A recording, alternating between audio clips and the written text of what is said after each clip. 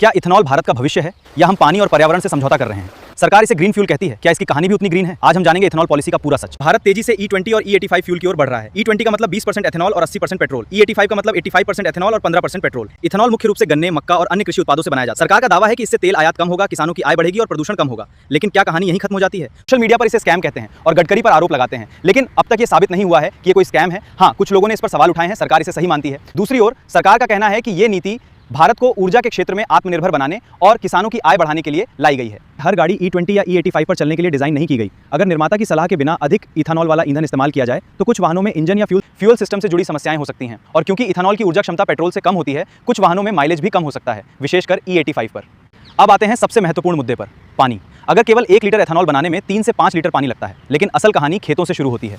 जब गन्ना या मक्का उगाने में लगने वाले पानी को भी शामिल किया जाता है, अनुमान बताते हैं कि शुगर केन एथेनॉल के लिए लगभग 2800 से 3600 लीटर तक पानी का वाटर फुटप्रिंट हो सकता है। और कॉर्न एथेनॉल के लिए ये लगभग 4600 लीटर तक पहुंच सकता है। यही वजह है कि कई विशेषज्ञ इस नीति के साथ जल प्रबंधन को बेहद महत्वपूर्ण मानते हैं। भारत के कई शहर दिल्ली, मुंबई, चेन्नई और बेंगलुरु हर साल गर्मियों में पानी की कमी और भूजल संकट की खबरों में रहते हैं। ऐसे में सवाल उठता है, क्या हम बड़े पैमाने पर एथेनॉल उत्पादन बढ़ाते समय अपने जल संसाधनों की भी उतनी ही चिंता कर रहे हैं? सरकार और कई वैज्ञानिक अध्ययनों के अनुसार एथेनॉल मिश्रित ईंधन से टेल पाइप एमिशंस और जीवाश्म ईंधनों पर निर्भरता कम हो सकती है, लेकिन ये पूरी तस्वीर नहीं है। अगर एथेनॉल उत्पादन के लिए अत्यधिक सिंचाई हो या कारखानों का अपशिष्ट सही तरीके से प्रबंधित न किया जाए तो पर्यावरण पर नकारात्मक प्रभाव भी पड़ सकते हैं। इसलिए किसी भी ईंधन का मूल्यांकन उसके पूरे लाइफ साइकिल के आधार पर किया जाना चाहिए। मेघालय का बायरनिहट लंबे समय से गंभीर वायु प्रदूषण के लिए चर्चा में रहा है। इसी क्षेत्र में नई औद्योगिक परियोजनाओं, जिनमें एथेनॉल से जुड़ी योजनाएं भी शामिल हैं, को लेकर लोगों ने पर्यावरणीय चिंताएं उठाई है।